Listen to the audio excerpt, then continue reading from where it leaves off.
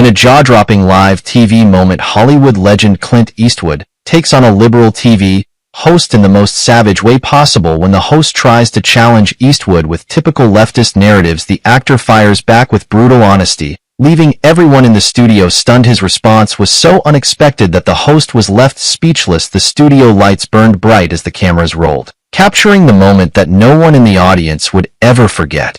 The host, a sharp-tongued liberal commentator known for his relentless questioning, leaned forward with a smug grin.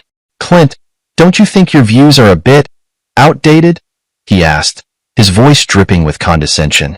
Before we dive into Clint's legendary response that left the entire room stunned, make sure to subscribe so you don't miss more powerful stories like this. Clint Eastwood sat back, eyes calm but piercing. The silence that followed was heavier than the tension in the room. The audience leaned in, waiting. He finally spoke, his deep, gravelly voice cutting through the air like a knife. "Son, the problem ain't that my views are old. The problem is that yours change with the wind." A few chuckles rippled through the crowd, but the host wasn't laughing. His confidence faltered for a split second before he quickly regained his composure.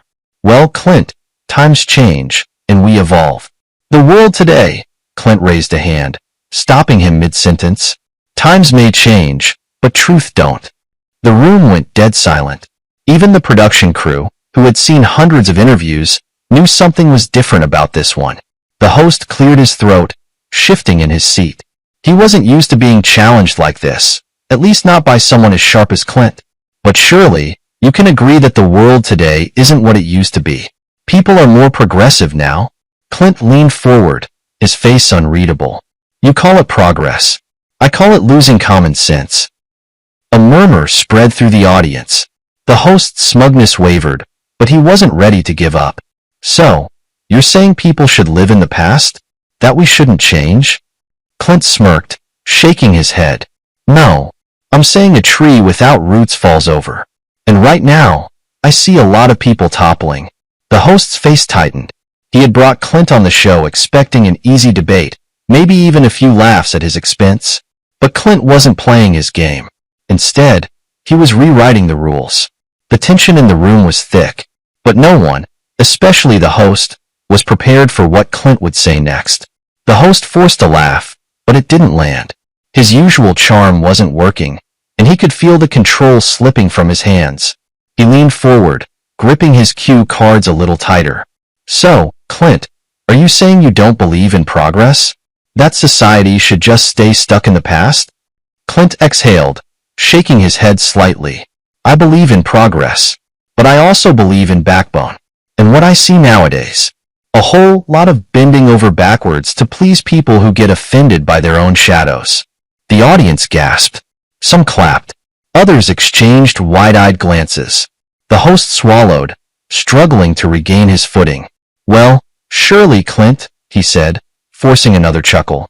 "You can understand that we live in a more inclusive world now. People have the right to feel comfortable." Clint's eyes narrowed. "Comfortable? You know what makes me comfortable? The truth. Even when it's tough. Even when it hurts." He leaned forward slightly. "And the truth is, son, you're not looking for a discussion. You're looking for a script where everyone nods and agrees. Sorry, but I don't read from cue cards." A wave of murmurs spread through the audience. Even the camera crew exchanged glances. This wasn't just another interview. This was a moment. The host shifted uncomfortably. He had built his career on out-talking and outsmarting his guests. But Clint wasn't just answering questions. He was dismantling the entire argument piece by piece. The host tried to change tactics. "Okay, Clint, let's talk about Hollywood. You've been in the industry for decades. Surely, you've seen how things have evolved for the better, right?" Clint sat back, a slow smirk forming. He adjusted his jacket, taking his time before answering. Then, in just a few words, he would turn the entire conversation on its head, leaving the host completely speechless. The host adjusted his tie, forcing another smile, but there was a nervous flicker in his eyes. The control he prided himself on was slipping fast, and he knew it. Clint wasn't just answering questions. He was tearing down the entire game. The audience could feel it, and they loved it. Clint let the silence stretch for a second longer than necessary, just enough to make the host sweat. Then, with his trademark squint, he leaned forward. You want to talk about Hollywood evolving? His voice was low, steady, like a loaded gun with the safety off. Sure, it's changed. But better? That depends on who you ask. The host chuckled nervously. Well, Clint, I think most would agree that inclusivity representation. Clint cut him off. Son, Hollywood used to be about stories. Now, it's about agendas. We used to make movies to inspire people, not lecture them. Now, half the scripts out there feel like they were written by folks afraid of their own opinions. A mix of gasps and applause rippled through the audience. The host shifted in his chair, clearly rattled, but still trying to maintain his composure. That's a bold statement, Clint, he said, attempting to regain control. Are you saying people don't deserve to see themselves represented on screen? Clint's eyes flashed with something sharp. I'm saying people don't want to be talked down to. You put a good story on screen, and folks will show up no matter who's in it. But force feed them a message? They see right through it. That's why half the movies today flop, while the old classics, still standing. People don't remember what was politically correct. They remember what was real. The audience erupted. Some cheered. Others murmured in disbelief. The host clenched his jaw. He wasn't used to losing. He was known for shutting down guests, spinning conversations in his favor. But Clint wasn't playing by the rules. Clint, the host tried again, his voice a little tighter. Don't you think society has changed? We have to adapt to new values, new ways of thinking. Clint tilted his head, as if considering it. Then, he smirked. Adapt? Or bow down? There's a difference. A heavy silence fell. The host looked like he had swallowed a lemon. He cleared his throat. Well, Clint, I think it's safe to say you have strong opinions. Clint let out a low chuckle. Yeah, and that's the problem these days, isn't it? A man having strong opinions? He leaned back in his chair. Funny thing is, that used to be called having a backbone. The audience roared. Some clapped. Others shook their heads in shock. The host? He was out of place. He had tried to corner Clint, tried to twist his words. But Clint had turned the whole conversation inside out. And then, just when it seemed like the host might find a way to move on, Clint delivered the knockout blow. You know, Clint said, his voice smooth but firm, I've been in this industry longer than most people in this room have been alive. And I've seen one thing hold true. Real talent, real storytelling, real grit, never goes out of style. The host opened his mouth, but nothing came out. The cameras caught his stunned expression, the flicker of defeat in his eyes. The audience? They were on their feet. Clint Eastwood had just done what no guest had ever managed before. He didn't just win the debate. He owned it. The studio was in chaos. The producers in the control room scrambled to regain some kind of order, but it was too late. Clint Eastwood had just flipped the entire script on live television. The host, clearly shaken, forced a laugh. Well, Clint, I have to say, you certainly know how to command a room. He reached for his cue cards, desperate to steer the conversation elsewhere. But the damage had been done. The energy in the room had shifted. Clint, unfazed, adjusted his seat and leaned forward slightly. I don't command a room. I just say what people are already thinking. The audience erupted again, some clapping, others murmuring in disbelief. The host's discomfort was palpable now. He was supposed to be the one controlling this interview, guiding the narrative. But Clint had ripped it from his hands and turned the tables. Trying to regain control, the host cleared his throat. Let's talk about your latest film, he said, forcing a smile. It's a bold story, some would even say controversial. Clint shrugged. Truth always is. The audience laughed, but the host's face tightened. He wanted to move on, to brush past the uncomfortable reality that he had just been dismantled on his own show. But Clint wasn't letting him off the hook that easily. You see, that's the problem, Clint continued, his voice calm but firm. People used to respect a difference of opinion. Now, you say something outside the approved script, and suddenly, you're the bad guy. The host shifted in his chair, trying to appear unbothered. Well, Clint, we live in a more progressive time. Don't you think it's important to be mindful of the messages we put out there? Clint's eyes locked onto him, sharp and unwavering. Messages? Or manipulation? Silence. The audience held its breath. Clint leaned back. Used to be, a story spoke for itself.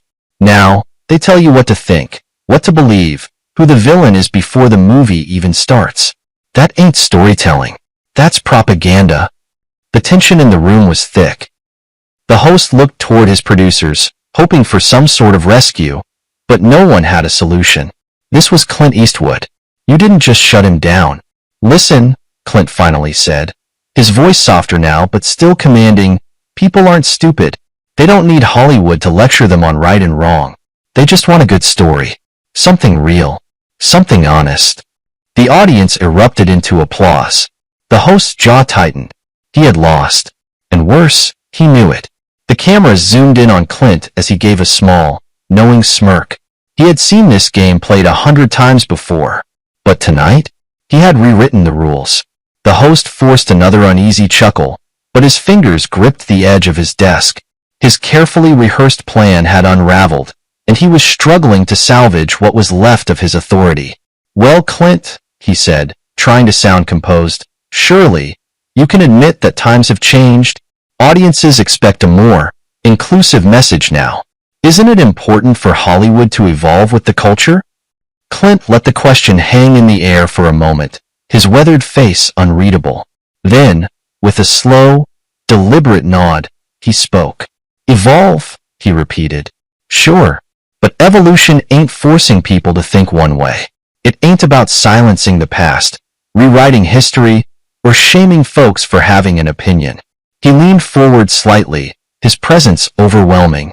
You don't evolve by tearing down everything that came before you. That's not progress. That's arrogance. The crowd stirred. Some people nodded in agreement. Others exchanged nervous glances, unsure how to react. The host's face twitched. He knew Clint had struck a nerve. Clint continued, his voice steady. You ever notice how the same folks talking about inclusion are the quickest to shut down anyone who disagrees? Ain't that something? A few gasps from the audience. The host swallowed hard. This was turning into a disaster. He had expected an easy interview. A few polite questions, a couple of nostalgic stories, maybe even a joke or two. Instead, he was trapped in a debate he hadn't prepared for, against a man who had nothing to lose and nothing to prove. Desperate to regain ground, the host forced a smug smile. So, you're saying you don't believe Hollywood should promote messages of equality and progress? Clint's eyebrows lifted, amused. I believe in equality. I believe in fairness. I just don't believe in forcing people to agree with you, or punishing them when they don't. He took a sip of his water, unfazed. And I sure as hell don't believe in rewriting stories just to fit a message. The host's smirk wavered. Clint leaned back, looking out at the audience. People don't go to the movies to get lectured. They go to escape, to feel something real. But Hollywood forgot that. Now, it's all about controlling the narrative, telling folks what's acceptable, what's problematic, what's offensive. He shook his head. And I'll tell you something, people are getting real tired of it. The audience erupted in applause, some even standing. The host's face turned red, but he had no comeback. Clint had just unraveled the entire industry's game, live, in front of millions. He smirked at the host, eyes twinkling with quiet amusement. Still think I need to evolve? The host opened his mouth, but no words came out. The silence stretched for a few unbearable seconds. The host, visibly rattled, shifted in his seat, his once confident demeanor now reduced to an awkward stiffness. He had walked into this interview expecting to control the narrative, to frame Clint Eastwood as an outdated relic of the past. But instead, Clint had turned the spotlight right back on him, and on the industry he represented.